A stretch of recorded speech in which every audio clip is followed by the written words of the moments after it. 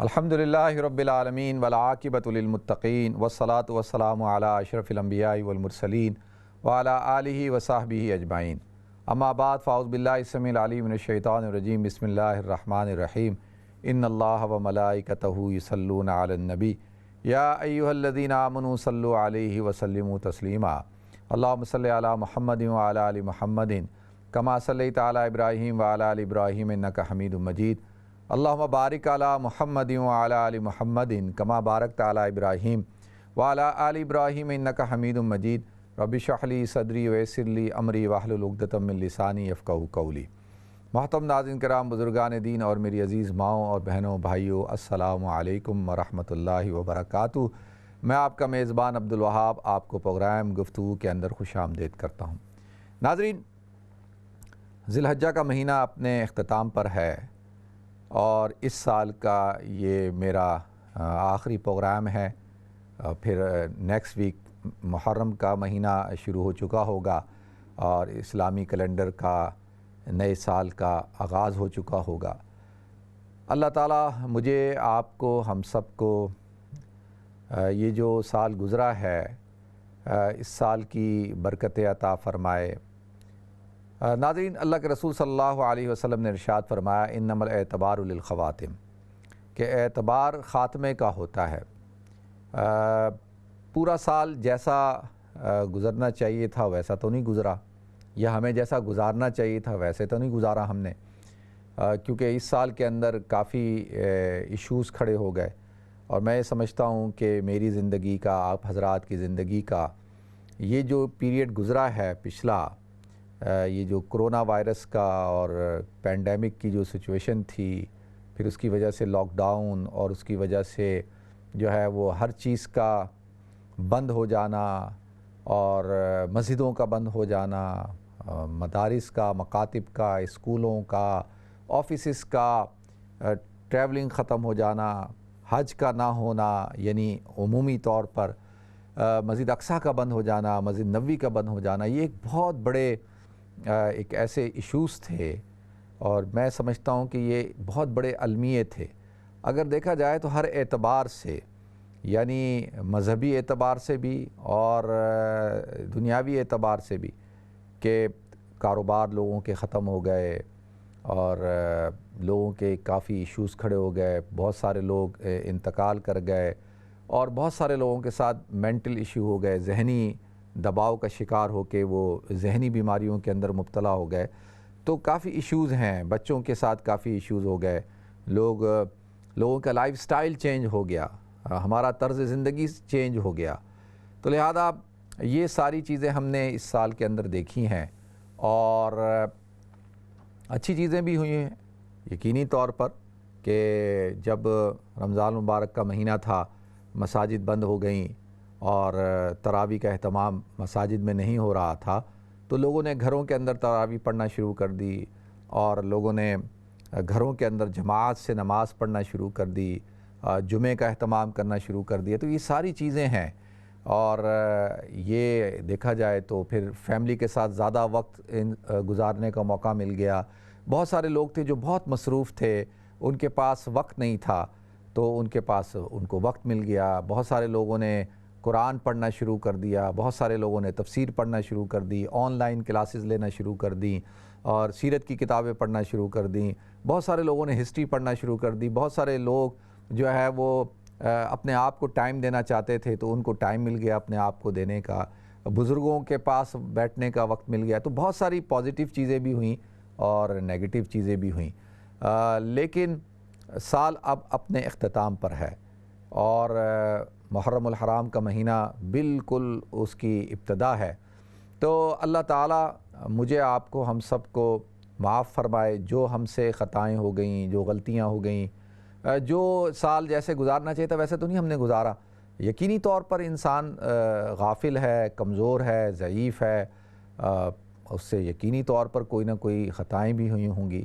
تو اللہ تعالیٰ ان سب کو معاف فرمائے، اللہ تعالیٰ جو ہے وہ ہمیں برکتیں عطا فرمائے، اور آنے والا سال پورے عالم کے لیے، پوری انسانیت کے لیے، خصوصی طور پر امہ کے لیے ایک بہترین سال ہو۔ ناظرین، کرونا وائرس حقیقتاً بیماری تھی، کیا مین میڈ تھی، کیا حقیقتاً اس کو یعنی یہ اللہ کی طرف سے تھی، یا اس کے اوپر کوئی کانسپریسی تھیوری ہے، یہ اس کا علم تو مجھے نہیں۔ اور مختلف قسم کی آرٹیکل میں پڑھ رہا ہوں، مختلف قسم کی تھیوریز آ رہی ہیں اس وائرس کو لے کے، اور میں ان سب چیزوں کی طرف نہیں جاتا، لیکن یہ ضرور ہے کہ اس وائرس نے ہماری طرز زندگی کو بدل دیا اور ہمارا جو طور طریقہ تھا اس کو بدل دیا۔ تو لہذا اگر تو یہ کوئی سازش تھی، اگر تو یہ کوئی انسانوں کی کوئی پلاننگ تھی اور انہوں نے کوئی پلان کیا تھا، تو اللہ تعالیٰ اس پلان کو ناکام کر دے، اور جو اس سے وہ مقاصد حاصل کرنا چاہتے تھے اللہ تعالیٰ ان مقاصد کو پورا نہ فرمائے، کیونکہ اللہ تعالیٰ تو بہترین پلانر ہے۔ وَمَكَرُوا وَمَكَرَ اللَّهُ وَاللَّهُ خَيْرُ الْمَاكِرِينَ، کہ ایک لوگ مکر کرتے ہیں اور ایک اللہ پلان کرتا ہے، اور اللہ تعالیٰ بہترین پلانر ہے، اللہ تعالیٰ ان کے پلان کو ان کے اوپر لوٹا دے۔ تو لہذا یہ جو کنٹرول، یعنی اس دنیا کے اندر جس سوسائٹی میں ابھی ہم رہتے ہیں، جس ورلڈ میں ہم رہتے ہیں، یہاں پر جو بڑی طاقتیں ہیں، سپر طاقتیں ہیں، اور ان کے اندر نشہ ہے پوری دنیا کو کنٹرول کرنے کا، اور پوری دنیا میں اپنی حکومت قائم کرنے کا، اپنی نظریات ٹھونپنے کا، اپنی جو ان کے افکار ہیں ان کو پھیلانے کا۔ اللہ تعالیٰ ان کو ہدایت عطا فرمائے اور ان کو سمجھ عطا فرمائے کہ دنیا کے اندر اس سے پہلے بھی کئی تہذیبیں آئیں، کئی قوتیں اٹھیں، بہت سارے بادشاہ تھے، بڑے بڑے لوگ گزرے ہیں جن کو یہی خمار تھا، جن کے اندر یہی نشہ تھا، وہ بھی اپنے نشے کے اندر مست ہو کر پوری دنیا کو کنٹرول کرنا چاہتے تھے۔ تو یہ کنٹرول کرنے کی جو پالیسی ہے ناظرین، یہ بڑی خطرناک ہوتی ہے۔ آپ کسی کو کنٹرول نہیں کر سکتے، کسی کے فکر کو، کسی کی سوچ کو، کسی کے انداز کو، کھانے کو، رہائش کو، طرز زندگی کو، ان ساری چیزوں کو صرف اگر اللہ تعالیٰ ہی کنٹرول کرتا ہے، مذہب ہی کنٹرول کرتا ہے، یعنی مذہب ہی کوئی حدود اور قیود بناتا ہے کہ بھئی آپ نے ان حدود اور قیود کے ساتھ زندگی گزارنی ہے۔ اس کے علاوہ پھر شتر بے مہار کے لیے تو کوئی حدود و قیود نہیں ہے، وہ تو جو دل چاہے کرے، جو من چاہے کرے۔ لیکن صرف اللہ کو یہ اختیار ہے کہ اللہ تعالیٰ انسانوں کو کنٹرول کرتا ہے، اور اللہ تعالیٰ نے پورے نظام کو، پوری کائنات کو کنٹرول میں کیا ہوا ہے۔ باقی اگر کوئی بادشاہ سمجھتا ہے، کوئی صدر سمجھتا ہے، کوئی ملک سمجھتا ہے، اور کچھ قوتیں سمجھتی ہیں، کچھ دیکھی، یعنی کچھ قوتیں ہوتی ہیں جو ظاہری طور پہ آپ کو نظر آ رہی ہوتی ہیں، کچھ قوتیں ہوتی ہیں جو باطنی ہیں، بہت ساری ایسی قوتیں ہیں جو سازشی ہیں، جو پیچھے رہ کے کنٹرول کرنا چاہتی ہیں، تو ان کو بھی اللہ تعالیٰ ہدایت عطا فرمائے۔ لیکن میں آپ سے عرض کروں کہ وہ کامیاب نہیں ہو سکتی، وہ کامیاب کبھی بھی نہیں ہوں گی۔ بظاہر وقتی طور پر ان کو کامیابی مل جائے گی، لیکن تباہ و برباد ہو کے رہیں گے، جیسا کہ اللہ تعالیٰ نے اس سے پہلے جو سرکش لوگ تھے، جو شاطر لوگ تھے، ان کو اللہ تعالیٰ نے تباہ و برباد کیا۔ تھوڑی مہلت دیتا ہے اللہ تعالیٰ، اللہ تعالیٰ جو ہے تھوڑی سی مہلت، وَأُمْلِي لَهُمْ إِنَّ كَيْدِي مَتِينٌ، کہ اللہ تعالیٰ کا جو ہے وہ ایک نظام ہے، لیکن إِنَّ بَطْشَ رَبِّكَ لَشَدِيدٌ، تیرے رب کی پکڑ بڑی سخت ہے۔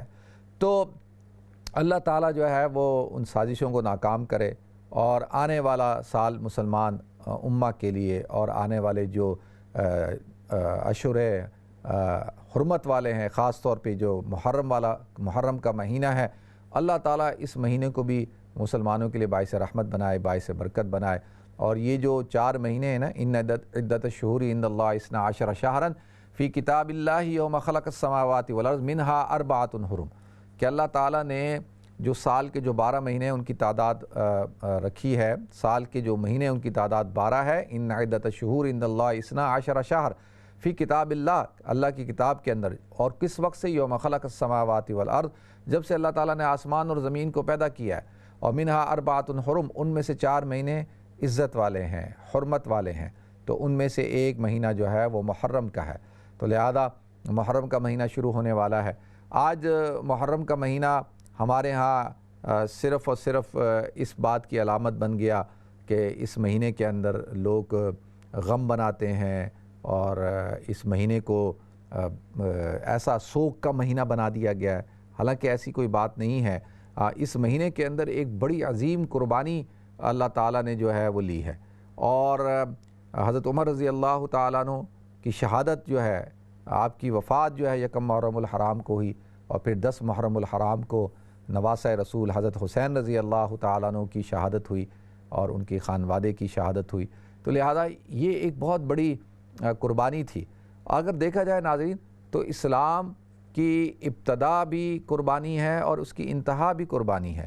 حضور اکرم صلی اللہ علیہ وسلم کی آپ زندگی اٹھائیں تو نبی کریم صلی اللہ علیہ وسلم کی زندگی کے اندر قربانیاں ہی قربانیاں ہیں، مسائل ہی مسائل ہیں، پریشانیاں ہی پریشانیاں ہیں، اور حضور اکرم صلی اللہ علیہ وسلم ارشاد فرماتے ہیں کہ پورے انبیاء کرام کی پوری امت کی پریشانیوں کو ایک طرف رکھا جائے اور میری مصیبتوں اور پریشانیوں کو ایک طرف رکھا جائے تو میرا پلڑا جو ہے وہ بھاری ہو جاتا ہے۔ یعنی اللہ کے رسول صلی اللہ علیہ وسلم پر اتنی پریشانی آئی۔ ایک صحابی نے کہا یا رسول اللہ میں آپ سے محبت کرتا ہوں، تو حضور نے فرمایا پھر تیار ہو جاؤ کہ مجھ سے محبت کرتے ہو تو پھر تم پر بلائیں اور مصیبتیں آزمائشیں نازل ہوں گی، تو لہذا پھر تم نے صبر سے کام لینا ہے، استقامت سے کام لینا ہے، اور تم نے جو ہے وہ ہمت سے کام لینا ہے۔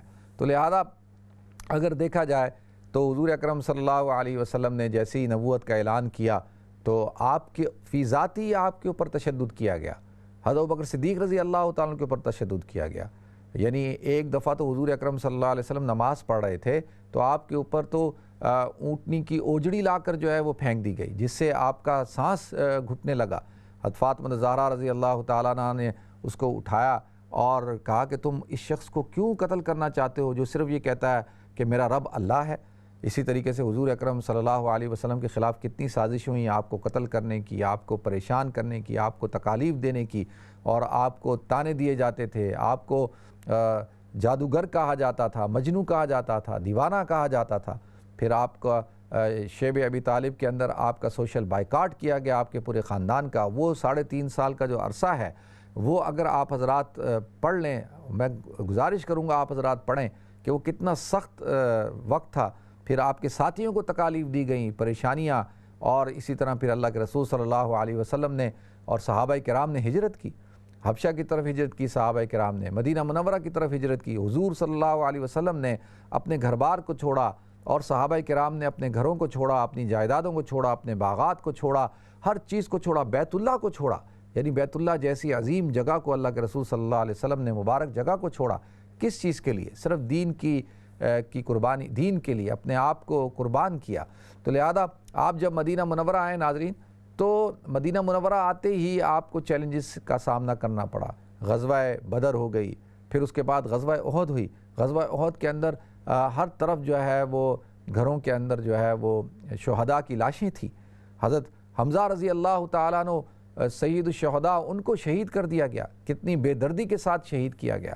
اور غزوہ احد کے اندر آپ دیکھیں کہ شہداء احد، اور وہ منظر تھوڑی دیر کے لیے اپنے دماغ میں لائیں، تصور میں لائیں کہ مدینہ کے ہر گھر کے اندر جو ہے شہداء کی لاشیں ہیں اور کوہرام مچا ہوا ہے اور افسردہ ماحول ہے۔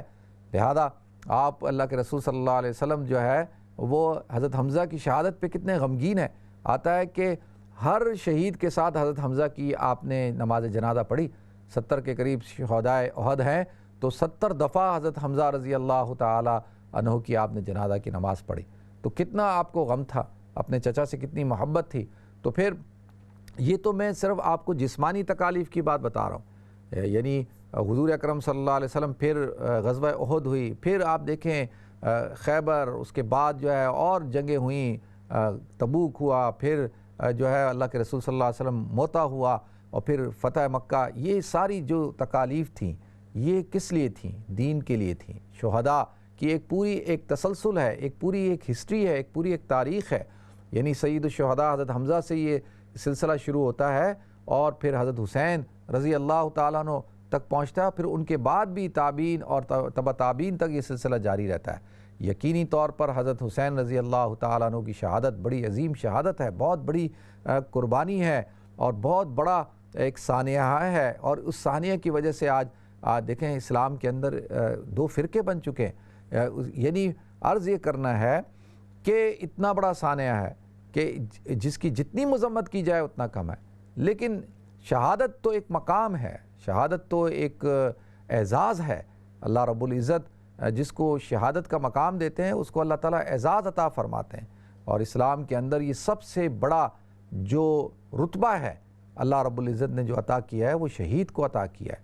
تو اب آپ دیکھیں کہ شہید کو کتنا بڑا درجہ دیا ہے اللہ رب العزت نے، یعنی اللہ تعالیٰ اس کے بارے میں کہتے ہیں وَلَا تَحْسَبَنَّ الَّذِينَ قُتِلُوا فِي سَبِيلِ اللَّهِ أَمْوَاتٌ بَلْ أَحْيَاءٌ، کہ وہ زندہ ہیں، زندہ۔ اب ایک انسان کہتا ہے وہ زندہ ہیں، بھئی کیسے زندہ ہیں؟ عِنْدَ رَبِّهِمْ يُرْزَقُونَ، کہ اللہ تعالیٰ فرماتے ہیں ان کو ان کے رب کی طرف سے رزق دیا جاتا ہے۔ وَلَا تَقُولُوا لِمَنْ يُقْتَلُ فِي سَبِيلِ اللَّهِ أَمْوَاتٌ بَلْ أَحْيَاءٌ وَلَكِنْ لَا تَشْعُرُونَ، کہ وہ ان کو تم مردہ مت کہو جو اللہ کے راستے میں جو ہے وہ مارے گئے، اور جو ہے وہ تمہیں شعور نہیں ہے ان کی حیات کا، ان کی زندگی کا۔ یہ آیتیں نازل ہوئی ناظرین جب احد کے اندر مسلمان شہید ہوئے اور ہر طرف غم کی لہر تھی، لوگ پریشان تھے، اور لوگ جو ہے وہ بیچارے اپنے غموں کے اندر ڈوبے ہوئے تھے، ان کے پیارے جو ہے وہ شہید ہو گئے تھے، تو اللہ تعالیٰ نے ان کو تسلی دینے کے لیے یہ آیات نازل فرمائی کہ اللہ نے تو ان کو اتنا بڑا اعزاز عطا فرمایا ہے۔ تو لہذا شہادت مقام ہے اور مقام غم نہیں ہے، شہادت تو ایک اعزاز ہے۔ اللہ کے رسول صلی اللہ علیہ وسلم شہادت کو طلب کیا کرتے تھے۔ آپ ارشاد فرماتے ہیں لَوَدِدتُّ أَنْ أَقْتُلَ فِي سَبِيلِ اللَّهِ ثُمَّ أُحْيَا ثُمَّ أُقْتَلْ ثُمَّ أُحْيَا ثُمَّ أُقْتَلْ ثُمَّ أُحْيَا ثُمَّ أُقْتَلْ، کہ اگر مجھے یعنی مجھے کہا جائے کہ بھئی دنیا میں تم جا کے کون سا ایسا عمل کرنا چاہتے ہو، تو میں کہوں کہ لَوَدِدتُّ أَنْ أَقْتُلَ فِي سَبِيلِ اللَّهِ، کہ مجھے اللہ کے راستے میں قتل کیا جائے، زندہ کیا جائے پھر قتل کیا جائے، زندہ کیا جائے پھر قتل کیا جائے، زندہ کیا جائے پھر قتل کیا جائے۔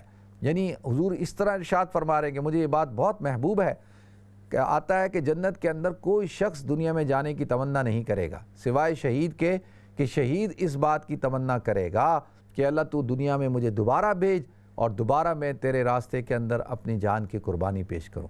یعنی یہ اس کے لیے اتنے بڑے اعزاز کی بات ہوگی۔ تو اللہ تعالیٰ جو ہے یہ حضرت حسین رضی اللہ تعالیٰ عنہ اور ان کے خاندان کی قربانی کو بھی اللہ قبول فرمائے، اور اللہ تعالیٰ ان کے درجات کو بلند فرمائے، تمام شہداء کے درجات کو بلند فرمائے۔ تو لہذا ناظرین محرم الحرام کا مہینہ شروع ہونے والا ہے، اسلامی سال کا آغاز ہونے والا ہے، اور دیکھیں یہ اس کو ہجری سال کہا جاتا ہے، اور اس کی اجرا بھی کس نے کروائی؟ حضرت عمر رضی اللہ تعالیٰ عنہ نے۔ اور کس چیز کو بنیاد بنایا؟ کہ قربانی کو۔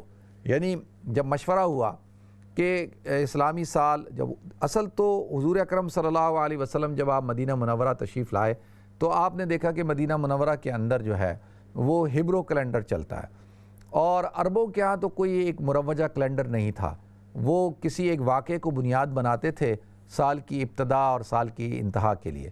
جیسے حضور اکرم صلی اللہ علیہ وسلم کی بعثت کے حوالے سے کہا جاتا ہے کہ جی عام الفیل کے سال، اور اسی طرح سے عام الفیل کا مطلب ہے ہاتھیوں والا سال، یعنی جب ابرہہ ہاتھیوں کا لشکر لے کر آیا تھا اور بیت اللہ کو ڈھانے کے لیے، تو اس سال کو عام الفیل کا سال کہا جاتا ہے۔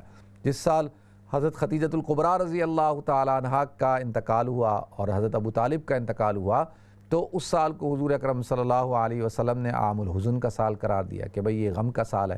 تو لہذا عربوں کے ہاں تو کسی ایک واقعے کو بنیاد بنا کر سال کی ابتدا اور انتہا کی جاتی تھی۔ جو یہود تھے ان کے ہاں جو ہے ہبرو کیلنڈر رائج تھا، اور اسی طرح جو نصارہ تھے ان کے ہاں حضرت عیسیٰ علیہ السلام کی ولادت سے جو ہے وہ ان کی سن عیسوی کیا کہا جاتا ہے نا، حضرت عیسیٰ علیہ السلام کی پیدائش سے جو سال شروع کیا گیا، اگرچہ سال کی ابتدا تو وہ جنوری سے کرتے ہیں اور اس کی انتہا 31 دسمبر ہوتی ہے، لیکن حضرت عیسیٰ علیہ السلام کی پیدائش تو 25 دسمبر ہے بقول ان حضرات کے۔ تو 25 دسمبر ہے تو سال بھی 25 دسمبر سے شروع ہونا چاہیے، لیکن وہ شروع کہاں سے ہوتا ہے؟ 1 جنوری سے ہوتا ہے۔ تو عرض یہ کرنا ہے کہ ان کے ہاں عیسوی سال تھا، اور یہ جو دوسرے مذاہب کے رہنے والے لوگ ہیں، خاص طور پہ ہندوستان کے لوگ جو ہندو مذہب کے ماننے والے لوگ تھے، ان کے ہاں بکر ماجید کیلنڈر جو ہے رائج تھا۔ اسی طرح سے جو پرشیا کے رہنے والے لوگ تھے، جو پرشین فارس کے رہنے والے لوگ، ان کے ہاں نوروز اور ان کے ہاں اپنا ایک کیلنڈر کا رواج تھا۔ تو ہر قوم کے اپنے اپنے کیلنڈر تھے، لیکن اب مسلمانوں کو بھی ہوا کہ بھئی ہمارا بھی اپنا ایک کیلنڈر ہونا چاہیے، اور ہمارا بھی ایک جو ہے اس کی ابتدا اور اس کی انتہا ہونی چاہیے۔ تو باقاعدگی سے پھر جو ہے وہ یہ حضور اکرم صلی اللہ علیہ وسلم کے زمانے سے اس کو شروع کیا گیا، لیکن اس کی جو امپلیمنٹیشن ہوئی ہے یعنی اگر آپ یہ کہیں کہ یہ قانون جو بنا ہے، دستاویز کی جو صورتحال اختیار کی ہے، وہ حضرت عمر رضی اللہ تعالیٰ عنہ نے جو ہے اس کو پھر اختیار کیا اور اس کو رائج کیا، یعنی اس کو نافذ کیا۔ تو اب کس بات پر؟ دیکھیں حضرت عیسیٰ علیہ السلام کی پیدائش سے کیلنڈر شروع ہو رہا ہے، اور ہندوؤں کے جو راجہ مہاراجاؤں کی پیدائشی اور ان کے اس سے شروع ہو رہا ہے، اور اسی طرح سے جو ہے ہیبرو کیلنڈر ہے، اسی طرح سے اور کیلنڈر تھے۔ لیکن آپ دیکھیں کہ اسلام نے حضور اکرم صلی اللہ علیہ وسلم کے پیدائش سے کیلنڈر کو شروع نہیں کیا، یعنی یا اور دوسرا وحی سے شروع کر لیتے، کسی اور رمضان کے مہینے سے شروع کر لیتے، لیکن کس چیز سے کیا؟ ہجرت سے کیا۔ اور یہ ہجرت اتنی بڑی قربانی تھی کہ جو کسی ایک شخصیت کے ساتھ خاص نہیں تھی، یعنی ہجرت تو مکہ کے اندر جو لوگ مسلمان ہوئے ساروں نے ہجرت کی، کیونکہ اس وقت اسلام کا، یعنی جیسے آج کوئی شخص مسلمان ہوتا ہے، ایمان لاتا ہے، تو اس پر سب سے پہلا حکم جو نافذ ہوگا وہ نماز کا ہوتا ہے، لیکن اس وقت میں جو شخص بھی ایمان لاتا تھا تو سب سے پہلا حکم اس کے اوپر یہ ہوتا تھا کہ وہ ہجرت کرے۔ تو پھر اسی لیے جو ہے لا ہجرت بعد الفتح، کہ جب مکہ فتح ہو گیا تو اس کے بعد ہجرت ختم ہوگی، لیکن ہجرت جو تھی وہ پہلا حکم تھا۔ تو اب جو مہاجر صحابہ ہیں ان کا ایک درجہ بھی بہت بڑا ہے، وہ سابقون الاولون من المہاجرین والانصار، کہ وہ سابقون الاولون ہیں جو مہاجرین میں سے اور انصار کے جو شروع کے لوگ ہیں جنہوں نے مہاجرین کی مدد کی۔ انصار کہتے ہی مددگار کو ہیں، اور مہاجر کہتے ہیں کہ جو ہجرت کرتا ہے، جو چھوڑتا ہے اور جو اللہ کے دین کے لیے ہجرت کرتا ہے۔ تو فمن کانت ہجرت الی اللہ ورسولہ فہجرت الی اللہ ورسولہ، فمن کانت ہجرت الی دنیا یصیبها او امرأۃ یتزوجها فہجرت الی ما ہاجر الیہ، کہ جو دنیا کے لیے جس نے کی، جس نے نکاح کے لیے یا عورت کے لیے کی، تو وہ پھر اس کے اعمال کا دار و مدار نیت کے اوپر ہے، تو پھر ان کو اسی طرح سے اجر ملے گا جس طرح سے انہوں نے نیت کی ہوگی۔ تو لہذا اب یہ ہجرت جو تھی یہ کسی ایک شخصیت کے ساتھ خاص نہیں تھی، یہ سارے صحابہ کرام جو مہاجر صحابہ ہیں ان کی عظیم قربانی تھی اور اجتماعی طور پر قربانی تھی۔ تو لہذا آپ دیکھیں اسلام کی بیوٹی، اسلام کی خوبصورتی، کہ اسلام نے جو ہے جو اس کا سال کی جو ابتدا ہوتی ہے وہ کس سے ہوتی ہے؟ وہ ہجرت سے ہوتی ہے، اور اس کو ہجری سال کا نام دیا گیا۔ اب جب بھی آپ دیکھیں کہ جب ہجرت کی بات ہوگی یا اسلامی کیلنڈر کی بات ہوگی، تو جیسے ہی ہم ہجرت کہتے ہیں کہ بھئی ہجری سال، تو ہمارا ذہن کس طرف جائے گا؟ ہمارا ذہن جائے گا مسلمانوں کی عظیم قربانی کی طرف۔ تو لہذا یہ بھی اس بات کی نشانی ہے، علامت ہے، اور اس کا ایک پیغام ہے جب بھی ہجری سال کا ابتدا ہوتا ہے اور اس کا اختتام ہوتا ہے، کہ دیکھو اسلام میں تو ہے ہی قربانی، اسلام تو نام ہی اسی چیز کا ہے کہ آپ نے قربانی دینی ہے، آپ نے جو ہے وہ اپنی خواہشات کی قربانی دینی ہے، اپنے فکر کی قربانی دینی ہے، اپنے مال کی دینی ہے، اپنی اولاد کی، اپنی جان کی، آپ نے ہر چیز کی قربانی دینی ہے، اور قربانی سے پھر اللہ تعالیٰ جو ہے وہ اجر بھی عطا فرماتا ہے، اور پھر اللہ تعالیٰ آزماتا بھی ہے۔ لیکن جب تک اگر قربانی نہ ہو اور آزمائش نہ ہو تو آپ کو پتہ کیسے چلے گا کہ کون حق ہے، کون سچ ہے، کون آپ کے ساتھ ہے، کون آپ کے خلاف ہے، کون آپ کا دوست ہے، کون آپ کا دشمن ہے؟ وہ تو جب ہی پتہ چلے گا جب کوئی آزمائش ہوگی، کوئی پریشانی ہوگی۔ تو جب تک آزمائش نہ ہو، پریشانی نہ ہو، تو اس وقت تک تو پتہ نہیں چلتا۔ اسی لیے تو قرآن پاک میں اللہ رب العزت نے ارشاد فرمایا الف لام میم احسب الناس ان یترکوا ان یقولوا آمنا وهم لا یفتنون، کہ لوگوں نے یہ گمان کر لیا ہے کہ ان کو چھوڑ دیا جائے گا، ان یترکوا ان یقولوا آمنا وهم لا یفتنون، اور وہ یہ کہیں کہ جی ہم ایمان لائے ہیں اور ان کو آزمایا نہ جائے، یہ کیسے ہو سکتا ہے؟ تو آزمائش تو ضروری ہے۔ کیوں؟ وَلَقَدْ فَتَنَّا الَّذِينَ مِن قَبْلِهِمْ فَلَيَعْلَمَنَّ اللَّهُ الَّذِينَ صَدَقُوا وَلَيَعْلَمَنَّ الْكَاذِبِينَ، کہ اللہ تعالیٰ جو ہے وہ جاننا چاہتے ہیں، اللہ تعالیٰ نے تم سے پہلی قوموں کو بھی آزمایا ہے، وَلَقَدْ فَتَنَّا الَّذِينَ مِن قَبْلِهِمْ، تاکہ اللہ پہچان لیں فَلَيَعْلَمَنَّ اللَّهُ الَّذِينَ صَدَقُوا وَلَيَعْلَمَنَّ الْكَاذِبِينَ، کہ کون جو ہے وہ سچا ہے اور کون جو ہے وہ جھوٹا ہے۔ تو لہذا انسان دیکھیں جب غزوہ احد کا موقع ہے تو جو منافق تھے عبداللہ بن ابی بن سلول، وہ اپنے دستے کو لے کے علیحدہ ہو گیا۔ اس نے کہا یہ تو بھائی اب تو لڑائی کا موقع آ گیا اور ہم تو کہیں مارے نہ جائیں۔ اب جیسی تکلیف کا موقع آیا اور پریشانی آئی، جنگ کا موقع آیا، تو اس وقت میں وہ کیا ہوا، اس نے اپنے آپ کو جدا کر لیا۔ اللہ کے رسول صلی اللہ علیہ وسلم ارشاد فرماتے ہیں کہ مجھے پتہ ہے کہ منافق کون لوگ ہیں۔ جب حضور اکرم صلی اللہ علیہ وسلم تشریف لا رہے تھے تو پورا ایک دستہ منافقوں کا اس نے مقرر کیا جا کے حضور اکرم صلی اللہ علیہ وسلم کو جو ہے وہ قتل کر دیں، شہید کر دیں۔ حضور اکرم صلی اللہ علیہ وسلم ان کو جانتے تھے، لیکن اللہ کے رسول صلی اللہ علیہ وسلم نے حکمت عملی سے کام لیا۔ تو اب یہ اس وقت میں تکلیف کا وقت آیا تو کیا کیا انہوں نے حضور کا ساتھ چھوڑ دیا، اور پھر اس کے بعد پروپیگنڈا کیا۔ دیکھیں پروپیگنڈا، احد کے موقع پر پروپیگنڈا کرنا شروع کر دیا کہ دیکھو تم لوگ جو ہے تم نے محمد کو مدینہ منورہ کے اندر بلایا اور ان کو یہاں ٹھکانہ دیا، ان کے ساتھیوں کے ساتھ مواخات کی، ان کو ٹھکانہ دیا۔ آج اس محمد صلی اللہ علیہ وسلم کی وجہ سے مدینہ منورہ کے ہر گھر کے اندر لاش ہے اور رونے کی آوازیں آ رہی ہیں، اور وہ سارا الزام کس کو دینے لگے؟ حضور اکرم صلی اللہ علیہ وسلم کو دینے لگے۔ تو لہذا اس وقت میں پتہ چل گیا کہ یہ اسلام کے دشمن ہیں، یہ حضور اکرم صلی اللہ علیہ وسلم کے ساتھی نہیں ہیں۔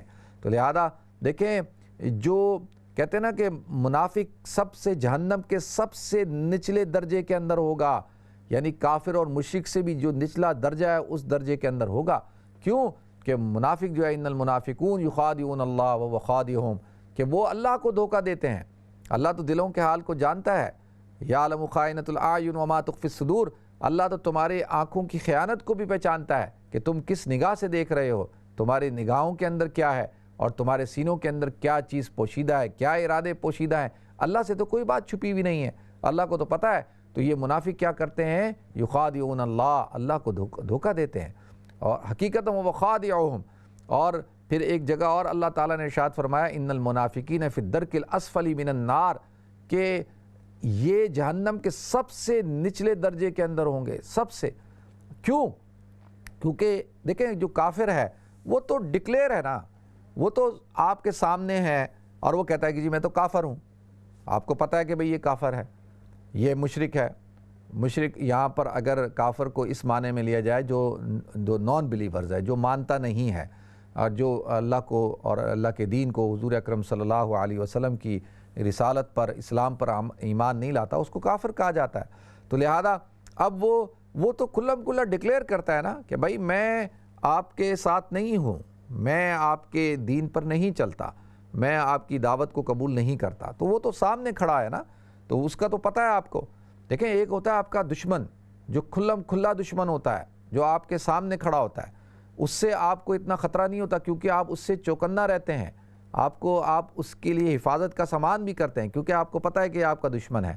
لیکن جو آپ کے ساتھ ہو اور جو بظاہر دوستی کا بھرم برے اور کہے کہ جی میں آپ کے ساتھ ہوں، وَإِذَا لَقُوا الَّذِينَ آمَنُوا قَالُوا آمَنَّا، کہ جب مسلمانوں سے ملتے ہیں تو کیا کہتے ہیں؟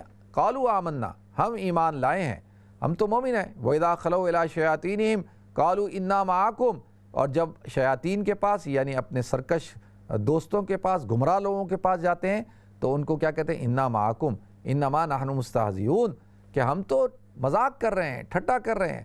اللہ یستہزئ بہم ویمدہم فی طغیانہم یعمہون، کہ اللہ ان سے ٹھٹا کر رہا ہے، اللہ تعالیٰ ان کو اور زیادہ جو ہے وہ ان کو پکڑے گا۔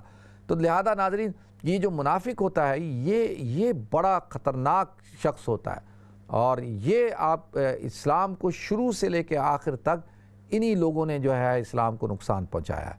یہی وہ لوگ ہیں کہ جو ہر دور کے اندر اسلام کو نقصان پہنچاتے ہیں۔ تو لہذا ناظرین حضور اکرم صلی اللہ علیہ وسلم نے یہ ساری آزمائشوں کو برداشت کیا، آپ نے صبر کیا، صبر کی تلقین کی، آپ نے فرمایا کہ بھئی صبر کرو، اور صبر مسلمان کا ہتھیار ہے، اور دعا مسلمانوں کا ہتھیار ہے، اور صبر جس کو کیا کہا جاتا ہے، جس کو ہم لوگ کہتے ہیں اپنی زبان کے اندر برداشت کرنا، برداشت، اور یہ بہت بڑی طاقت ہے۔ تو اللہ کے رسول صلی اللہ علیہ وسلم نے برداشت کیا۔ تو لہذا ناظرین یہ مسلمان کو ایک پیغام دیا، حضور اکرم صلی اللہ علیہ وسلم نے ایک ایسی زندگی گزاری جو جہد مسلسل کی زندگی تھی، جس زندگی کے اندر تکالیف تھیں، جس زندگی کے اندر پریشانی تھی، جس زندگی کے اندر مصیبتیں تھیں، فقر و فاقہ تھا، یہ ساری چیزیں اللہ کے رسول صلی اللہ علیہ وسلم کے، کیونکہ یہ حضور نے خود اختیار کی تھی۔ دیکھیں ایک امیر آدمی کو تو رول ماڈل آدمی نہیں بنا سکتا نا، بادشاہ کی طرح زندگی گزارنا تو مشکل ہے بھئی، کتنے لوگ بادشاہ کی طرح زندگی گزار سکتے ہیں؟ دنیا میں بادشاہ اور ملینر بلینر تو تھوڑے لوگ ہوتے ہیں نا، اور ان کا لائف سٹائل اپنانا تو بڑا مشکل کام ہے، اس کے لیے آپ کیسے، ہر کوئی تو نہیں اپنا سکتا۔ تو لہذا حضور کو جب کہا گیا کہ بھئی آپ نے ایسا نبی بننا ہے کہ جس کو بادشاہت دی جائے، یا نبی عام شخص کی طرح آپ نے بننا ہے، جیسے ایک عام شخص زندگی گزارتا؟ حضور نے فرمایا نہیں، مجھے بادشاہت کے ساتھ نبوت نہیں چاہیے، مجھے تو عام شخص کی طرح زندگی گزارنی ہے تاکہ ہر شخص مجھے اپنا رول ماڈل بنا سکے۔ دیکھیں حضور اکرم صلی اللہ علیہ وسلم کی تکالیف آپ جمع کریں، صحابہ کرام کی تکالیف جمع کریں۔ حضور اکرم صلی اللہ علیہ وسلم کا اگر آپ طائف کا سفر پڑھ لیں، اس طائف کے سفر کی جو پریشانیاں ہیں، مصیبتیں ہیں، مشکلیں ہیں، وہ اگر آپ پڑھیں تو آپ کے رونگٹے کھڑے ہو جاتے ہیں۔ آج ہماری زندگیوں میں اگر تھوڑی سی تکلیف آ جاتی ہے، تھوڑی سی پریشانی آ جاتی ہے، تھوڑی سی مصیبت آ جاتی ہے، تو ہم لوگ جو ہے چیخنا شروع کر دیتے ہیں، واویلا مچا دیتے ہیں، ناشکری کرنا شروع کر دیتے ہیں۔ عام طور پہ آپ دیکھیں یہی ہوتا ہے، برداشت ہمارے اندر سے ختم ہو چکا، صبر ہمارے اندر سے ختم ہو چکا ہے، ہماری زندگیوں میں صبر ہی نہیں رہا، برداشت ہی نہیں ہے۔ کوئی بات کسی کی کوئی چھوٹی سی بھی ہو، فوراً اس کا جواب دیتے ہیں، فوراً جو ہے وہ ریاکٹ کرتے ہیں۔ تو لہذا یہ اللہ کے رسول صلی اللہ علیہ وسلم کی تعلیمات نہیں ہے۔ اللہ کے رسول صلی اللہ علیہ وسلم نے تو ہمیں جو درس دیا ہے، وہ درس کیا ہے؟ وہ درس یہ ہے کہ زندگی کو گزارو ایسے کہ جیسے کہ ایک مسافر گزارتا ہے، اور کہتے ہیں نا کہ جو زندگی ایسے ہو، دنیا سجن المومن و جنت الکافر، کہ فرمایا کہ بھئی دنیا جو ہے وہ مومن کے لیے تو قید خانہ ہے۔ مطلب کیا ہے؟ مطلب یہ ہے کہ بھئی یہاں پہ بس ٹھیک ہے، آپ کے پاس ایک اچھا گھر ہو، گاڑی اچھی ہو، اچھا کاروبار ہو، اور آپ کے پاس جو ہے وہ جو ضروریات کی چیزیں وہ ساری ہوں، بس اور کیا چاہیے انسان کو؟ انسان جو ہے وہ، اور حضور نے بھی یہی زندگی ہمارے سامنے پیش کی۔ حضور صلی اللہ علیہ وسلم نے یعنی اگر محلات بناتے اور بڑے بڑے جو ہے وہ پیلسز کھڑے کرتے اور آپ بڑی ایک لیوش زندگی گزارتے، تو پھر تو وہ رول ماڈل تو نہیں ہوتا نا، وہ کیسے رول ماڈل ہوتا؟ پھر جو ہے وہ لوگ تو اس کو گزار ہی نہیں سکتے تھے۔ تو لہذا حضور اکرم صلی اللہ علیہ وسلم نے اخلاق کے اعتبار سے تو ایک بہت بڑا معیار قائم کر دیا، یعنی آپ کے اخلاقی زندگی کو دیکھا جائے تو وہ تو ایک بہت بڑا معجزہ ہے۔ جیسے قرآن پاک ایک معجزہ ہے، حضور اکرم صلی اللہ علیہ وسلم کی سیرت مبارکہ اور آپ کے اخلاق بھی ایک بہت بڑا معجزہ ہے۔ اور آپ نے اخلاقی طور پر تو دیکھیں اپنے آپ کو کہاں تک پہنچایا، اور اخلاق کے اعتبار سے آپ دیکھیں، اگر آپ کو بحیثیت والد دیکھیں تو آپ کی شفقت اپنی بیٹیوں کے ساتھ، اپنی اولاد کے ساتھ، بحیثیت جو ہے شوہر دیکھیں تو تمام ازواج مطہرات فرماتی ہیں کہ حضور سے بہترین شخص ہم نے دیکھا نہیں، بہترین شوہر ہم نے دیکھا نہیں۔ پھر بحیثیت والد دیکھیں اور شوہر دیکھیں، پھر بحیثیت بیٹا دیکھیں کہ حضور اکرم صلی اللہ علیہ وسلم کی کتنی محبت تھی اپنی والدہ محترمہ سے، اور پھر اسی طریقے سے اپنے چچا سے، اور اپنے خاندان کے لوگوں سے، پھر اپنے قبیلے کے لوگوں سے۔ اور حضور اکرم صلی اللہ علیہ وسلم کو اگر بحیثیت آپ دوست دیکھیں تو ہر شخص جو ہے وہ کہتا ہے کہ حضور اکرم صلی اللہ علیہ وسلم سے بہترین دوست کوئی نہیں ہے۔ ایک صحابی ہیں، وہ کہتے ہیں کہ میں حضور اکرم صلی اللہ علیہ وسلم مجھ سے بہت محبت کیا کرتے تھے۔ ایک دفعہ اللہ کے رسول صلی اللہ علیہ وسلم وہ شخص کھڑے ہوئے ہیں تو حضور نے پیچھے سے آ کے ان کو دبوچ لیا اور کہا منزل الذی یشتری ھذا العبد، کہ کون ہے جو اس غلام کو خریدے گا؟ تو انہوں نے کہا ایک دم وہ تو پہچان گئے، وہ کہتے ہیں میں اور حضور کے سینے سے لگنے لگا۔ میں نے کہا یا رسول اللہ میری کیا حیثیت ہے، میں تو ایک ادنا غلام ہوں۔ حضور نے فرمایا تمہیں کیا پتہ کہ تمہاری حیثیت اللہ کی نگاہ میں کیسی ہے۔ ایک عام شخص سے حضور کی محبت، پھر حضرت ابوبکر صدیق رضی اللہ تعالیٰ کی دوستی، پھر آپ جو آقا ہیں، حضرت انس کہتے ہیں مجھے آج تک حضور صلی اللہ علیہ وسلم نے کبھی نہیں ڈانٹا۔ اگر آپ سپہ سالار دیکھیں تو حضور سے بڑا سپہ سالار کوئی نہیں، یعنی ہر شخص کے لیے رول ماڈل ہیں۔ اللہ تعالیٰ مجھے آپ کو ہم سب کو حضور اکرم صلی اللہ علیہ وسلم کے اخلاق، آپ کی زندگی اپنانے کی توفیق عطا فرمائے، ان کے نقش قدم پر چلنے کی توفیق عطا فرمائے۔ وآخر دعوانا الحمدللہ رب العالمین۔ ناظرین ہمیں بریک کی طرف جانا ہے، انشاءاللہ بریک کے بعد حاضر ہوتے ہیں۔ السلام علیکم ورحمۃ اللہ وبرکاتہ۔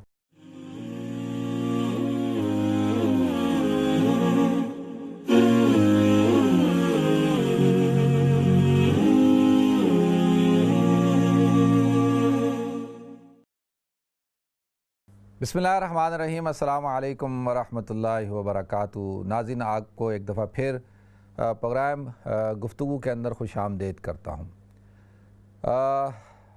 नाज़रीन, बड़ी यानी आप हज़रात कभी सोचते होंगे, मैं भी बहुत सोचता हूँ कि अल्लाह ताला इंसान से क्या क्या काम लेता है, इंसान को अल्लाह ताला ने क्यों भेजा है।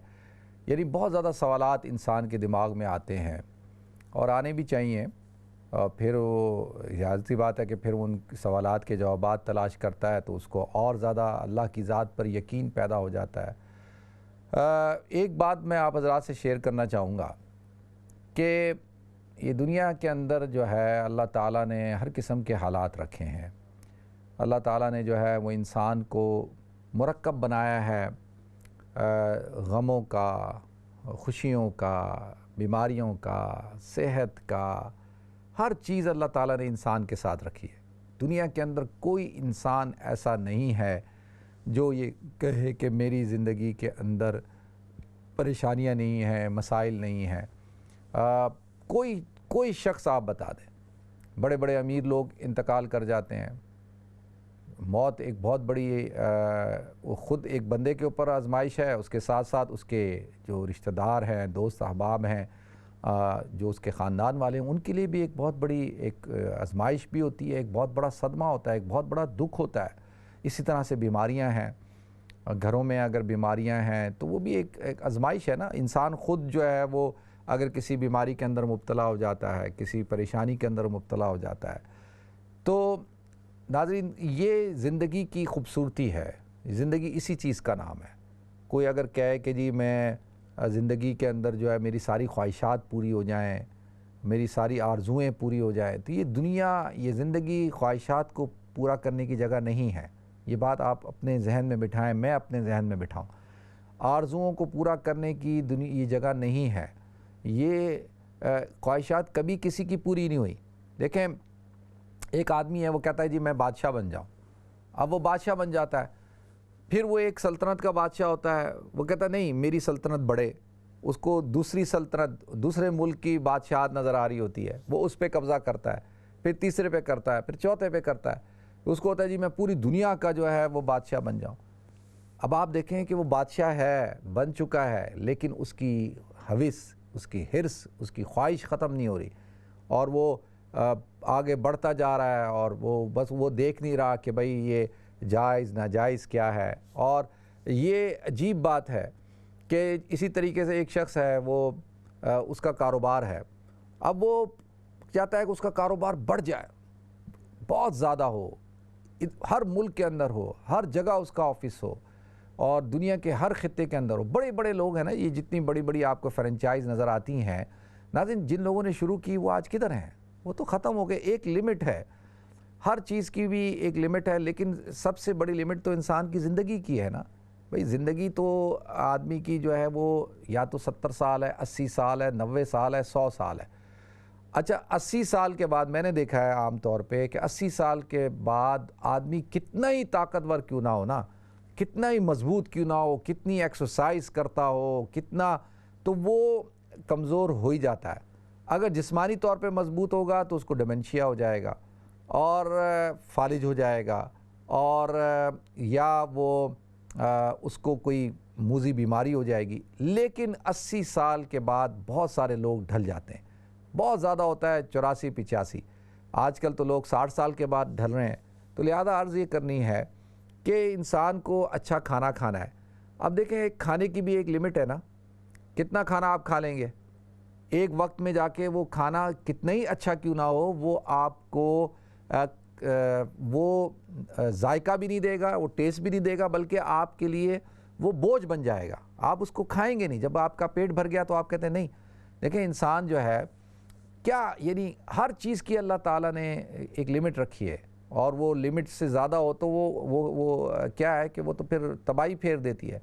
इसी तरह से नाज़रीन, अक्लमंद आदमी वो है जो अपनी ख्वाहिशात को कंट्रोल में कर ले और अपनी ज़रूरत के मुताबिक ज़िंदगी गुजारे। और ख्वाहिशात होनी चाहिए, बहुत अच्छी अच्छी होनी चाहिए कि या अल्लाह मैं तेरे दीन की सरबुलंदी का काम करूँ, या अल्लाह मुझसे पूरे आलम में दीन का काम ले ले, या अल्लाह میں خیر کا کام کروں، یا اللہ میں انسانیت کی خدمت کروں، میں لوگوں کی خدمت کروں، یا اللہ میں مساجد تعمیر کروں، یا اللہ میں پانی کا انتظام کراؤں، یا اللہ میں یہ کروں، میں یہ. اور اس کے لیے آپ بڑی بڑے خواب دیکھیں، خواہشات پالیں کہ میں یہ کروں، میں وہ. کہتے ہیں کہ ایک شخص بیٹھ کر احد پہاڑ کو دیکھتا ہے، حدیث میں آتا ہے، اور وہ نیت کرتا ہے کہ کاش یہ احد کا پہاڑ سونے کا ہوتا اور میں اس کو صدقہ کر دیتا. تو لہذا اس کو اس نیت پر ثواب مل گیا. ہاں یہ ضرور آپ ارادے کریں، نیتیں کریں، خواہشات رکھیں، یہ بہت اچھی چیز ہے. لیکن یہ کہ ہر وقت جو ہے صرف دنیا کی ارد گرد ہی ہماری زندگی کا محور ہو، یہ بہت خطرناک بات ہے. تو اللہ تعالیٰ جی مجھے بھی توفیق دے، آپ کو بھی توفیق دے. آنے والا سال اس کی پلاننگ کریں، اور پلاننگ کیا کریں کہ اللہ تو ہم سے کام لے لے، یا اللہ تو مجھ سے خدمت لے لے، یا اللہ تو میری زندگی کو با مقصد بنا دے. یہ جو زندگی ہے نا، اس کو ضائع نہیں کرنا. ناظرین میں آخری بات عرض کر رہا ہوں، آپ کی کال لوں گا، کہ ہم لوگ یہ بہت قیمتی چیزیں ہیں، انسان بہت قیمتی ہے. یہ ہم کوئی گاربیج کچرا نہیں ہے، ہم کوئی عام لوگ نہیں ہیں کہ جو شراب پی کے اور نشے کے میں دھت ہو کے سڑکوں پہ پڑے ہوئے ہوں، اور پارکوں میں اور ریسٹورانوں میں اور جو ہے ساحل سمندروں پہ ننگے لیٹے ہوئے ہوں، اور جو ہے وہ زنا کر رہے ہوں، اور ہمیں ہوش ہی نہ ہو. ہم اللہ نے ہمیں بڑا اعلیٰ مقام دیا ہے، اللہ نے ہمیں عزت دی ہے، ہمیں اسلام دیا ہے، ایمان دیا ہے، اور ہم بڑے قیمتی ہیں. اللہ تعالیٰ ہمیں توفیق عطا فرمائے. اگلا آنے والے سال جو ہے اس کے اندر آپ حضرات ارادے کریں کہ انشاءاللہ ہم اپنی زندگی کے رخ کو بدلیں گے، ہم اپنی زندگی کو جو ہے اس کی ترتیب کو بدلیں گے. دیکھیں میں کبھی سوچتا ہوں کہ دنیا کے اندر بڑے بڑے حکمران تھے، اور انہوں نے بڑی بڑی جائیدادیں بنائی، لنڈن میں بنائی، ادھر بنائی، ادھر بنائی، بڑے بڑے محلات بنائے، پیلیسز بنائے، لیکن رہنا تو ایک گھر میں ہے نا، اور اس گھر کے اندر بھی صرف سونا تو ایک بستر پہ ہی ہے نا. تو پھر یہ اتنے بڑی اور پھر ناجائز طریقے سے لاکھوں کروڑوں انسانوں کو محروم کر کے، اور ان کی خون کے اوپر اور ان کی خواہشات کے اوپر ان کی جو آرزویں ہیں جو جائز تھیں، جو آپ کو اللہ نے حاکم بنایا تھا، تو آپ نے ان سب چیزوں کو پورا کرنا تھا. حضرت عمر رضی اللہ تعالیٰ عنہ کیا کہا کرتے تھے کہ آپ رات کو بے چین ہو کر اٹھ جاتے تھے، آپ کو نیند نہیں آتی تھی. پوچھا جاتا کیوں؟ کہتے ہیں کہ مجھے اس بات کی فکر ہے کہ کہیں دجلہ کے کنارے کہیں اگر ایک کتا بھی مر گیا تو عمر سے کل قیامت کے دن پوچھا جائے گا کہ یہ کتا کیوں مرا تھا. اب آپ اندازہ کریں یار، روزانہ ہزاروں لوگ مر رہے ہیں، غربت سے خودکشیاں کر رہے ہیں، فاقوں سے مر رہے ہیں، بیماریوں سے مر رہے ہیں، رہنے کو مکان نہیں، پہننے کو کپڑے نہیں، اور جو ہے کھانے کو روٹی نہیں، بچے اسکول نہیں جا سکتے، علاج نہیں کرا سکتے، اور روزانہ آئے دن ہم دیکھ رہے ہیں. لیکن ہمارے جو حکمران ہیں یا ہم لوگ ہیں، ہماری خواہشات ہی ختم نہیں ہو رہی، ہماری اپنی حوثی ختم نہیں ہو رہی، ہمارا اپنا پیٹ ہی نہیں بھر رہا. اللہ تعالیٰ ہم سب کو توفیق عطا فرمائے. اور یہ جو سال گزرا ہے، اللہ تعالیٰ اس کے اندر جو اگر ہم سے خطائیں ہوں گی تو اللہ تعالیٰ معاف فرمائے، اور اگلا سال ہمارے لیے بہتری کا سبب ہو، اور اللہ تعالیٰ اس کو پورے عالم اسلام کے لیے جو ہے خیر کا بنائے. تو یہ جو دعا ہے یہ ضرور کریں. اللہم احل علینا بالامن والایمان والسلامت مع الاسلام حلال رشد و خیر ربی و ربک اللہ. اور یا اللہ تو اس کو سلامتی والا، اسلام والا بنا، عافیت والا بنا، ایمان والا بنا، خوشحالی والا بنا، اور مسلمانوں کے لیے اور پوری دنیا کے لیے، پورے عالم اسلام کے لیے خیر والا بنا. تو دیکھتے ہیں ہمارے ساتھ کالر کون ہے. السلام علیکم. السلام علیکم. السلام علیکم. السلام علیکم. وعلیکم السلام بھائی جان، میں نے آپ سے جو آپ نے بتایا تھا مومنین کی. وعلیکم السلام. ٹی وی کی آواز بند کریں نا. بس تھوڑا کیا. جی اب آپ بات کریں، آپ کی آواز آ رہی ہے. جی فرمائیں.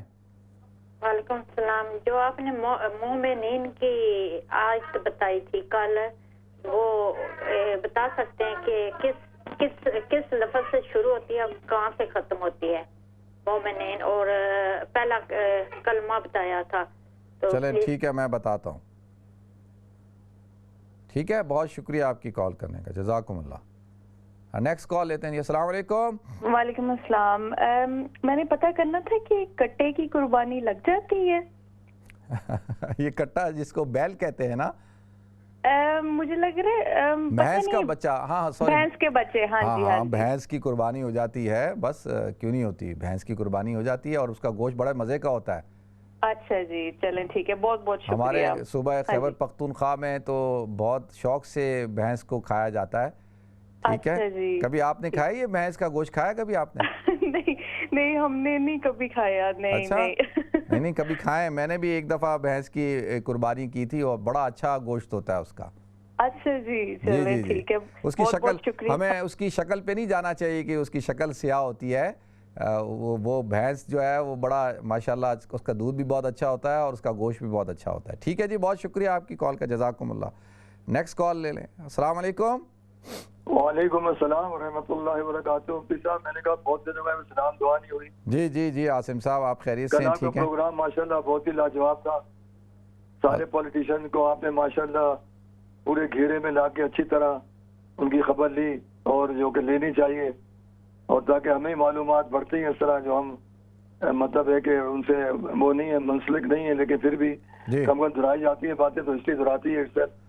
تو ماشاءاللہ بہت مہربانی تمام اس اطلاعات کی, اور ہمارے مطلب یہ چیزیں بتانے کی بڑی مہربانی. دوسری بات یہ کہ آپ اکثر عمر رضی اللہ تعالیٰ کا ذکر کرتے ہیں, ان کی سمپلسٹی, ان کا جو ڈر تھا خوف الہی, اس نے ان کو 22 لاکھ مربع میل کی زمین پہ حکومت دی اور باروب حکومت, جی, اور آپ نے کیا کیا ریفارم کی جو آج تک دنیا امت کی گریٹ کہتی ہے ان کو. جی اور اس کے علاوہ پھر ان کے خاندان سے ہوئے لوگ, حضرت عمر بن عبدالعزیز رحمۃ اللہ علیہ, بالکل, انہوں نے 3 بر اعظم پہ حکومت کی, جی, اور گھر میں کھانے پینے کو نہیں ہوتا تھا. ان کی کہانی پڑھ کے آدمی کو رونا آتا ہے کہ آدمی کے آنسو گرتے ہیں, لیکن لوگوں کو نصیحت نہیں آتی. دولت دولت, یہ پیسہ دولت کسی کا دوست نہیں ہوتا, یہ دشمن ہی نکلتا ہے آخر میں.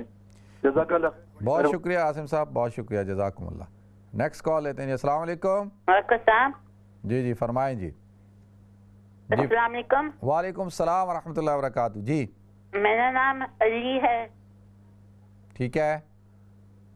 میں نے پوچھا تھا, میں نے دعا کرنی تھی کرونا وائرس ختم ہو جائے, جس کی وجہ سے سب کی فائٹ ہوتی ہے, تو میں نے دعا کرنا تھا. ہم کو نیا گورنمنٹ چاہیے. چلیں ضرور انشاءاللہ میں دعا کروں گا جی. ٹھیک ہے, بہت شکریہ آپ کی کال کا, جزاکم اللہ. اچھا, جو پہلے جو سوال پوچھا ہے نا کہ بھئی جو شیطانی وساوس سے نجات کے لیے کون سا وظیفہ پڑھنا چاہیے, سورہ مومنون کی آیت نمبر 97 اور 98 ہے, ربی اعوذ بک من حمزات الشیاطین و اعوذ بک ربی ان یحضرون.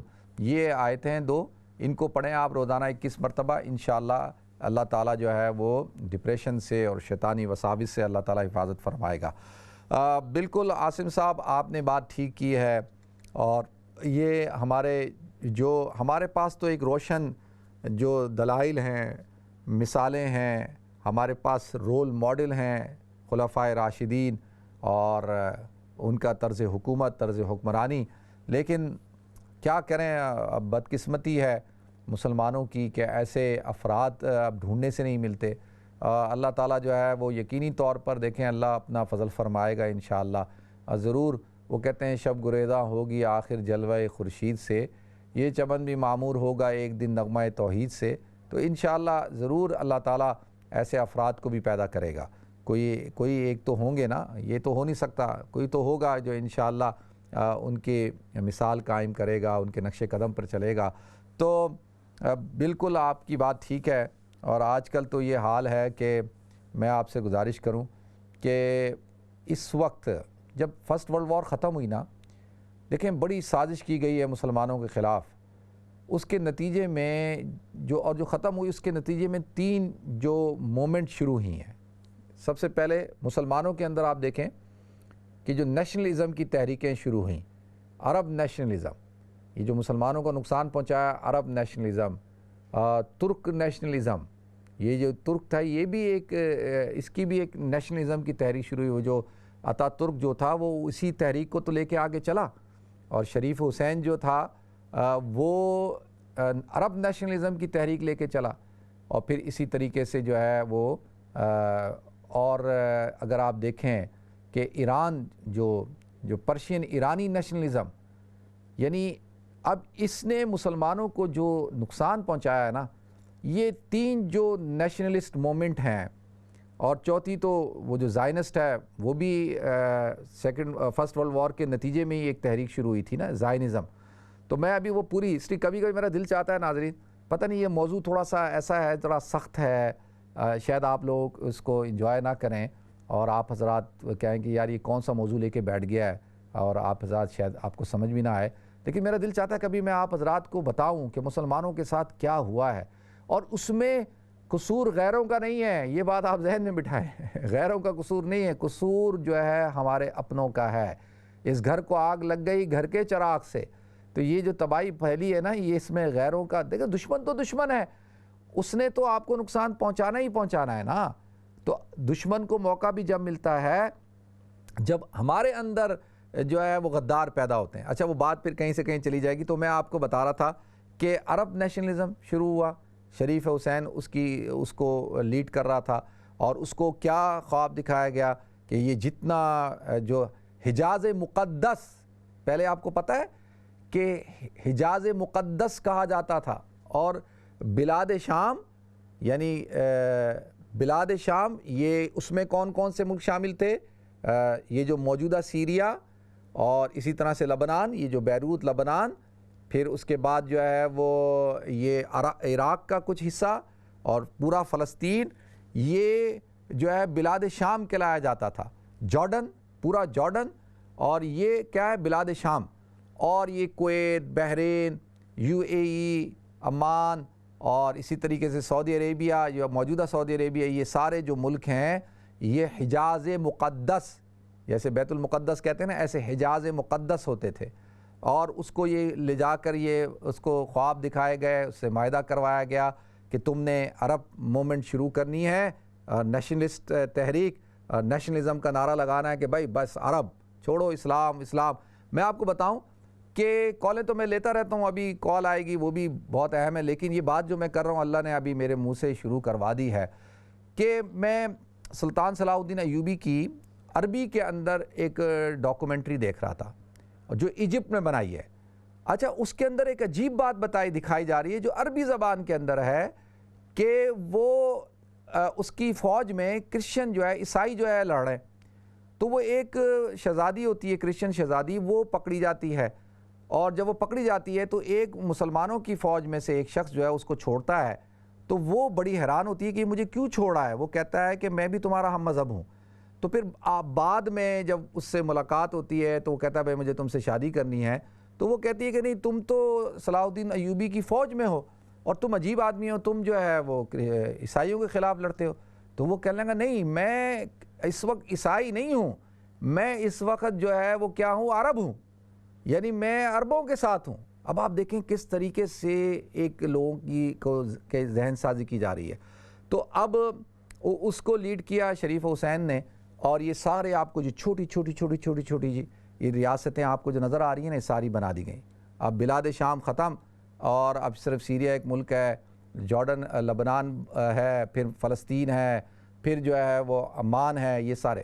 تو لہذا ناظرین یہ، اور اس کے عوض میں یہ ایک وہ ہوئی، اور پھر ترک نیشنلسٹ تحریک شروع ہوئی۔ اس کے نتیجے میں آپ دیکھیں کہ جو 300 سال سے، یعنی طاقتور حکومت تھی، اور ترکوں کو جب زوال آتے آتے جو ہے وہ 500 سال لگے ہیں ناظرین، اور وہ کیسے ختم ہو گئی، اور وہ کیا اس کے پیچھے وہ ترک نیشنلسٹ تحریک، اور پھر جو ہے وہ زائنسٹ تحریک کے نتیجے میں آپ دیکھیں کہ پھر کیا نتیجہ نکلا۔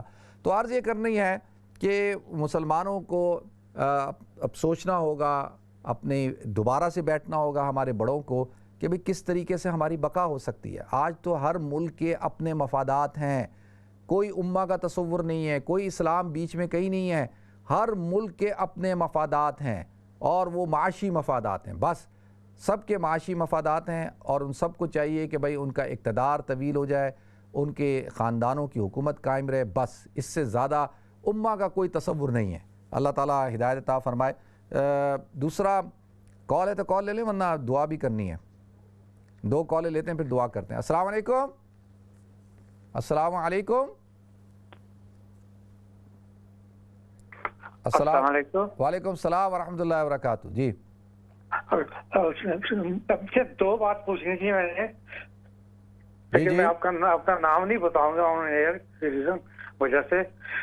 تو سوال تو میرا یہ ہے کہ ایک میرا بہت قریبی رشتہ دار ہے جس کے بیٹی نے اپنی جینس چینج کرا لی، اور مجھے یہ نہیں سمجھ آ رہی کہ میں ان سے طلاقات رکھوں یا نہیں. میں نے اپنی لوکل مسجد سے بھی پوچھا تھا تو امام صاحب نے کہا تھا کہ سلام دعا رکھیں. چلیں ٹھیک ہے، میں بتاتا ہوں جی. ٹھیک ہے، بہت شکریہ. نیکسٹ کال لیتے ہیں. السلام علیکم. السلام علیکم. وعلیکم السلام ورحمۃ اللہ وبرکاتہ. جی آپ کیسے ہیں؟ الحمدللہ میں ٹھیک ہوں، آپ خیریت سے ہیں؟ میں ٹھیک نے ہے. آپ کے جشن شادی کا بھی پروگرام آپ نے بڑا اچھا دیا، تہہ دل سے شکریہ. جی جی. اور آج کا بھی تاریخی پروگرام ہے، بہت کام کی باتیں میں سن رہی ہوں. آپ تو ایک تاریخ کا مطلب بہت آپ کے پاس خزانہ ہے، تو ہم سنتے بھی. اللہ آپ کو اجر عظیم دے. آمین. تو میرا ایک چھوٹا سا سوال ہے شہادت کا ہی ہے کہ جیسے کوئی یہ جو پیغمبروں کی نبیوں کی شہادتیں ہوئی ہیں ان کا تو ہم نہیں موازنہ کر سکتے عام بندوں کے ساتھ. اگر وہ اس طرح کو ہو جاتا ہے جیسے کوئی پاکستان ہو یا کسی ملک میں بھی کوئی کسی کو بائی ایکسیڈنٹ قتل کر دے تو اس کا شہادت کا مرتبہ کیا؟ چلیں ٹھیک ہے جی، بہت شکریہ. اصل میں ٹائم کم ہے تو انشاءاللہ پھر تفصیل سے شہادت کے اوپر بھی گفتگو ہوگی. دیکھیں شہادت حقیقی تو وہی ہے جو اللہ کی دین کی سربلندی کے لیے جان کی قربانی دی جائے. سب سے بڑی شہادت وہ ہے، اس کو شہادت حقیقی کہتے ہیں. یہ شہادت حکمی یا شہادت عرفی یہ ہے کہ ایک انسان مظلوماً اس کو قتل کیا جائے، اس کو مارا جائے، تو لہذا وہ بھی شہادت ہے، لیکن وہ شہادت حکمی ہوتی ہے. یعنی دنیاوی احکامات اس پر شہید کے نہیں لاگو ہوتے، یعنی اس کو غسل بھی دیا جاتا ہے، اس کو کفن بھی دیا جاتا ہے، اس کا جنازہ بھی پڑھا جاتا ہے، اور لیکن اخروی طور پہ اللہ تعالیٰ اس کو شہادت کا درجہ دیتے ہیں. اب دیکھیں منازل ہیں، درجات ہیں، اس درجے کے مطابق اس کو آخرت میں بھی اجر ملے گا. دوسرا جو ہے وہ جینڈر چینج کر لینا. اچھا دیکھیں اگر ایک شخص ہے، آج کل تو ماشاءاللہ میڈیکل سائنس نے بڑی ترقی کر لی، ایک شخص ہے وہ پیدا ہوتا ہے اور نہ وہ مرد ہے نہ عورت ہے. ایک تو وہ شخص ہوتا ہے کہ جس کو عربی میں خنثی مشکل کہتے ہیں کہ وہ اس کی کسی ایک طرف بھی رجحان نہیں ہے. اچھا اب اس کے لیے کیا حکم ہے؟ اس کے لیے یہ حکم ہے کہ وہ جس طرف اس کا غالب جو اس کی باڈی کی جو ساخت ہوگی، جو حیت ہوگی، وہ جس طرف جائے گی اس کو وہی طرز زندگی اختیار کرنی ہے. مثال کے طور پہ اگر اس کے سر کے بال بڑے ہو رہے ہیں، چہرے پہ بال نہیں آ رہے، جسم پہ بال نہیں آ رہے، اور اس کی جسم کی اٹھان اور اس کا جو جسم کا جو حیت ہے، ساخت ہے، وہ لڑکیوں والی ہے تو اس کو لڑکیوں والی زندگی گزارنی ہے، شادی نہیں کرے گا وہ. اور اگر لڑکوں والی ہے تو اس کو لڑکوں والی گزارنی ہے. ٹھیک ہے. اور اگر کوئی لڑکا پیدا ہوا ہے اور وہ اپنی حیت تبدیل کرتا ہے، لڑکی بن جاتا ہے، کوئی لڑکی پیدا ہوا ہے وہ لڑکا بن جاتا ہے، تو یہ تو گناہ کبیرہ ہے. اور لیکن تعلقات منقطع نہیں کرنے چاہیے، تعلقات رکھنے چاہیے تاکہ اصلاح کا دروازہ رہے. ناظرین پروگرام بالکل اپنے اختتام کو پہنچ چکا. آپ حضرات سے میں خصوصی گزارش کر رہا ہوں، آج سے پہلے لوگوں کے لیے دعا کرواتا تھا میں، لوگ مجھے کہتے تھے کہ جی دعا کریں. میرے بڑے بھائی صاحب بہت سخت بیمار ہیں، ان کا ٹریٹمنٹ شروع ہو چکا ہے. آپ حضرات سے میری گزارش ہے کہ ان کے لیے دعا کریں کہ اللہ تعالیٰ ان کو صحت کاملہ دائمہ عاجلہ مستمرہ عطا فرمائے، اور ہمارے دوست احباب جو بیمار ہیں اللہ سب کو صحت دے، اور جو انتقال کر چکے اللہ تعالیٰ ان کی مغفرت فرمائے، اور اللہ تعالیٰ آنے والا سال مسلمانوں کے لیے بہتر ہو، خیر والا ہو، عافیت والا ہو. اور اس سال کے اندر جو ہم سے خطائیں ہو گئیں، غلطیاں ہو گئیں، اللہ تعالیٰ ان کو معاف فرمائے، اور ہمارے جتنے دوست احباب اس سال میں انتقال کر گئے اللہ ان سب کی مغفرت فرمائے، اور اللہ تعالیٰ آپ کو ڈھیروں خوشیاں عطا فرمائے، اپنی برکتیں عطا فرمائے. تو انشاءاللہ آپ حضرات کو میری طرف سے اسلامی نئے سال کی مبارکباد ہو، اور انشاءاللہ نیکسٹ ویک آپ سے ملاقات ہوگی. السلام علیکم ورحمۃ اللہ وبرکاتہ.